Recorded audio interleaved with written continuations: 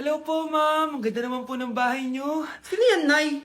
Hello po. Anak, ito nga pala si Bebang, bagong katulong natin dito. Siguraduhin mo lang na magaling ka, ha? Dahil ayoko sa lahat, yung tatanga-tanga. Opo, ma'am. Aayusin ko po yung trabaho ko. Sige na, mag-umpisa ka na maglinis. Sige po. Di ko talaga gusto yung bago namin katulong dito. Nakakainis yung mukha niya. Ano yun? Ano ba yan? Unang araw pa lang dito, may nabasag ka na agad? Sorry po, ma'am. Tatanga-tanga kasi maglinis? Di mo ba alam ng 1,000 pesos ang isa niyan? Linisin mo na yan! At wala ka sweldo na 3 araw, ha? Dahil wala ka naman pambayad niyan.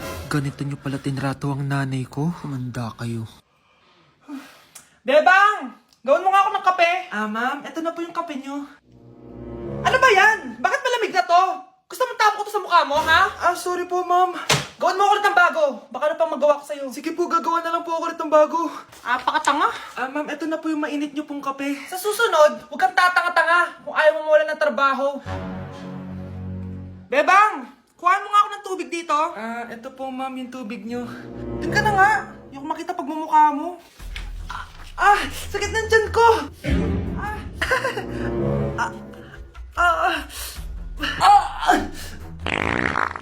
Anak! Lumabas ka muna dyan! Gusto mo nang mainit, ha? Tignan ko na lang kung hindi kumulo yung tiyan niyo dito. Ma'am, ito na po yung mainit niyo pong kape. Ito po, ma'am, yung tubig niyo. Hindi ko kayo mapapatawad sa ginawa niyo sa nanay ko. Nag-uumpisa pa lang ako sa paghihiganti ko sa inyo. Naku, taas na naman ang kuryente natin. Sino ba kasing aircon na aircon dyan? Si ate, buong araw nag-aircon. Wow, kala mo di nakiki-aircon. Nay, kailangan ko na daw po magbayad ng tuition para makapag-exam ako. Ha? Bayarin na naman? Sige anak. Nay, due date na pala ng internet natin. Baka maputulan tayo. Oh, isa pa yan. Naku, sabay-sabay na. Oh, wala na naman pala naman to ref natin. Naku, kailangan na natin mag-grocery. Nay, nagpadala na daw si tatay. Ay, buti naman. Umulan pa, patay. Paano kaya pupunta sa remittance center nito? Ano ka ba, Nay? Nagpadala si tatay via GCash at may bonus credits pa. Wow, High-tech na pala, anak. Paano yung mga bills natin? pwede din yan sa GCash, Nay. Ayan, kaka-cellphone mo yan. Ay, mali. Kaka-GCash mo yan. Kaya magpadala na sa GCash dahil diretso sa GCash wallet mo ang remittances abroad. Hindi ka nalalabas ng bahay dahil hassle-free at 24/7 tong available. At wala tong transfer fee sa mga verified users. Just open your GCash app and go to your GCash wallet. Itap nyo lang yung cash in at go to global banks and partners. Hanapin mo lang kung saan remittance partner siya nagpadala. I-enter mo lang yung mga kailangan na details at makukuha mo na agad yung pera, o diba? Grabe anak, ang bilis na pala ngayon. O diba, Nay? Kaya mo? I-GCash mo! Iba na talaga ngayon, no? Nung panahon namin, ang layo pa ng pinupuntahan namin para makapagpadala. Hulaan ko, Nay, tumatawid pa kayo ng bundok at ilog, no? Mga anak, magbihis na kayo, may pupuntahan tayo. Aalis tayo? It's a mix and match! Bakit ang tagal ng mga yun? Mga anak, tara na! Eeny, meeny, miny, mo. Tara, mag-Jollibee, mix and match. Sulit sarap saya. Sa Jollibee mix and match combo. Ay, grabe sila oh. Mag-fashion show ba kayo? Trip kasi namin mag-mix and match ng damit, Nay. Very creative, di ba? Saan ba kasi tayo pupunta, Nay? Saan pa ba? Di sa Jollibee. Akala nyo kayo lang mahilig mag-mix and match, no? Pati din sa Jollibee. Starts at 78 pesos, you can mix and match 42 delicious combos. And available to in all stores nationwide. Bongga! I love exploring different pairings. Kaya naman I love Jollibee mix and match. Favorite combo ko dyan yung Jollibee spaghetti tsaka Jollibee crispy fries. Perfect mix of sweet and salty. You can't go wrong with any combo dahil para sa akin, lahat sulit, sarap at saya. Kaya tara na, mag-mix and match sa Jollibee! You're listening to Jollibee Mix and Match Combos. Kalye at classical, we can mix to match your taste. Eeny, meeny, miny, mo. Tara, mag-Jollibee, mix and match. Sulit sarap saya. Sa Jollibee Mix and Match Combos.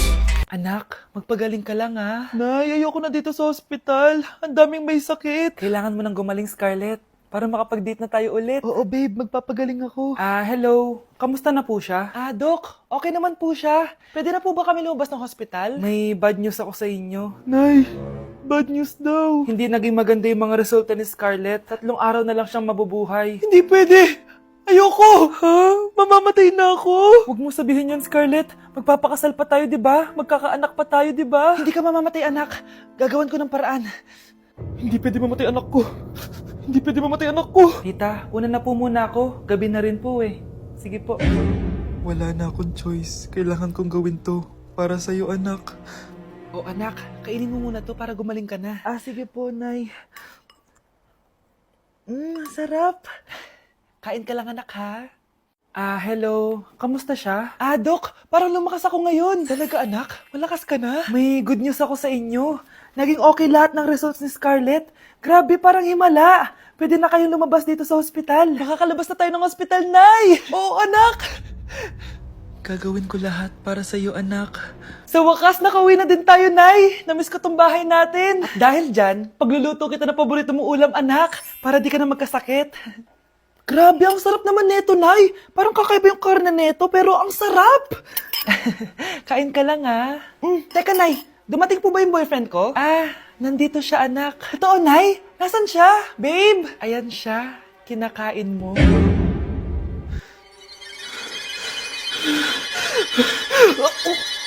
Ay, nagugutom na ako. Lobat na ako. Nasaan yung charger na phone ko? Nandito lang yung kanina. Nay, nawawala yung charger na phone ko. Bakit, anak? Ano ba naman yun, anak? Palagi ka na lang may nawawala. Hindi ka kasi naghahanap ng maayos. Eto lang, oh. Oh, ano to? Lo, paano nangyari yun? Next time kasi, gamitin ng mata, hindi ang bibig. Oh. Opo, Nay. Ah, Nay, biglang nasira tong phone ko. Ginagamit ko pa naman to sa school. Pwedeng palitan mo. Ah, nasira yung phone mo? Wait lang. Oh, ito, gamitin mo.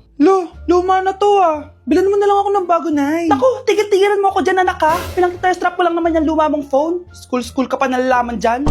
Ay, sorry, sige, okay na to. Nay, nakailang tinapay na ako pero gutom pa din ako. Anak, nakakabitin talaga yun sa breakfast, tapos bitin din sa nutrisyon. O eto, bagong Energen. Mas pinadami na ang cereals nito, kaya talagang mas matagal na ang busog mo. Talaga ba, Nay? Oo, mas mabubusog ka dito at mas complete nutrition pa to compared sa tinapay. Dahil meron na tong carbs, fiber, protein, at mga vitamins. Kaya sulit talaga.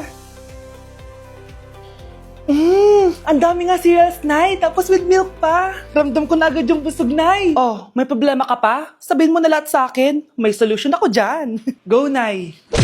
Kyle, anak. Uuwi yung mga kapatid mo. Talaga, Nay. Tagal kong hinintay ito. Grabe. Akala ko nakalimutan na nila tayo kasi successful na sila eh. Miss ko na sila. Tagal na din nung last na pumunta sila dito. O sige na, anak. Hintayin mo sila sa labas, ha? Maghahanda lang ako ng kakainin natin mamaya.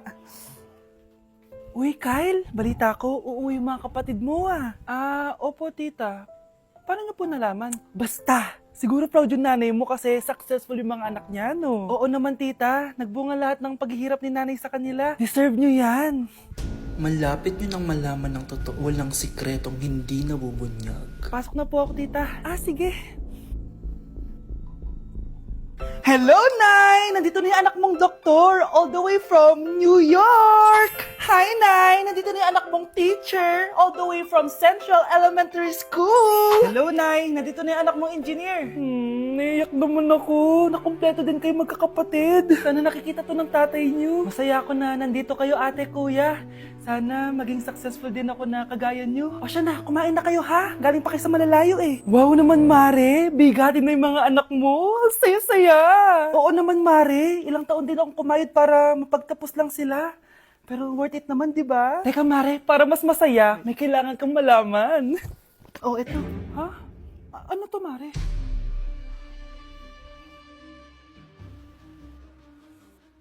Nay, bakit po? Mga sinungaling kayo? Paano niyo nagawa sa akin to, ha?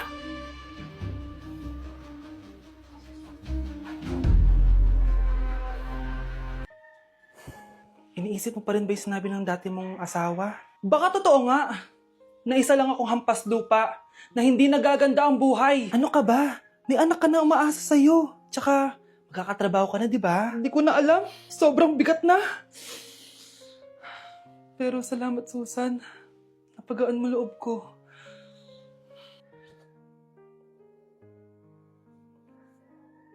Hello, ma'am. Thank you for calling. How can I help you? Baby, wag ka muna umiyak, please. Sorry, ma'am. Ako muna bahala kay Scarlett, ha? Mag-focus ka lang dyan. Thank you, Susan. Ah, yes ma'am, I will help you. Scarlett, pagtanda mo, magiging proud sa'yo ang tatay mo. Tay, papasok na ako ng school ha. Grabe na talaga anak ko, oh. Dalaga na talaga. Proud ako sa'yo anak. Mas proud ako sa'yo tay, kasi kahit sobrang hirap ng buhay natin dati, nakaya mo. O, tignan mo, manager ka na ngayon. Lahat ng ginagawa ko anak, para sa'yo lahat to. Naku, ang sweet naman na magtatay. Sana, ikaw na lang naging nanay ko, Tita Susan. Ha? Ano ka ba, Scarlett? Oh, sige na, malilate na pala ako. Bye tayo, bye tita. Hi, first day of school. Sana maging masaya tong chapter ng buhay ko. Kailangan may picture ako. Hoy, cellphone ko! Akala mo ba makakatakas ka? Balik mo yan. Miss, cellphone mo ba to? Cellphone ko. At doon nagsimula ang kwento naming dalawa. Sa susunod kasi, mag-ingat ka. Salamat ha. Simula nun, palagi na kami sabay kumain. At syempre, nagsishare ng baon. Palagi din kami tumatambay pag walang teacher at pinagchichismisan namin ang mga classmates namin. Sabay din kami umuwi hanggang sa... Uy, Scarlett! Tara, sabay na tayo umuwi. Sige, tara. Kunin ko lang yung mga gamit ko, ha? Oh, kanino galing yan? Ito, binigay nung crush ko. Wow, ganda. Oh, tara na, uwi na tayo, ha? Di na pala ako sasabi umuwi. May gagawin pa pala ako. Sige na, ha? Hoy, sabi mo sabay tayo umuwi. Ano nangyari dun? Nay, sorry. Napagastos ka pa tuloy sa pagpapa-hospital sa akin. Ano ka ba anak? Nawala na nga sa akin yung kuya mo, di ba? Ayoko namang mawala ka din sa akin. Hello po, good morning. Dok, ano po balita? Makakalabas na po ba si Scarlett bukas? Ma'am, may good news po ako. Pwede na po lumabas si Scarlett bukas. Salamat sa Diyos! Hindi na ako magiging pabayang ina. Ayoko na maulit yung nangyari sa kuya mo. Nay, ano pala nangyari kay kuya? Hindi mo pa nakakwento sa akin yun. Ha? Bata pa yung kuya mo anak nung nawala ko siya sa palengke. Mare, magkano tong sitaw? 50 na lang sa'yo, Mare. Ang mahal naman, Mare. Pwedeng 20 na lang to. Mga laruan ba yun? Ang ganda nun na. O siya, sige na, kumare naman kita eh. Ayun yung gusto ko sa'yo eh. Tara na, anak. Anak, anong lugar na to? Nasaan yung batang yun? Nasaan na si nanay? Nay! Anak! Ate, may nakita po kayong bata dito? Ay, wala po akong nakita eh. Nasaan na ba yun? Anak! Simula noon, hindi ko na nakita yung kuya mo, Scarlett. Hanggang sa may pumuntang pulis sa bahay natin. Ang sabi nila, patay na daw siya. Grabe naman yung nangyari kay Kuya Nay. Ang lungkot naman po pala nung nangyari sa kuya ni Scarlett. Sige na po, ma'am. Kailangan ko pa po bisitahin yung mga ibang pasyente. Sige po, Dok. Salamat po. Anak, ang importante, makakauwi ka na bukas. Opo, Nay. Makakapag-thirst trap na ako ulit.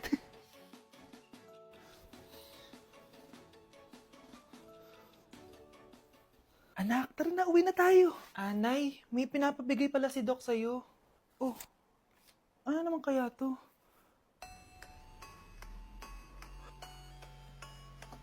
Paano nangyari yun?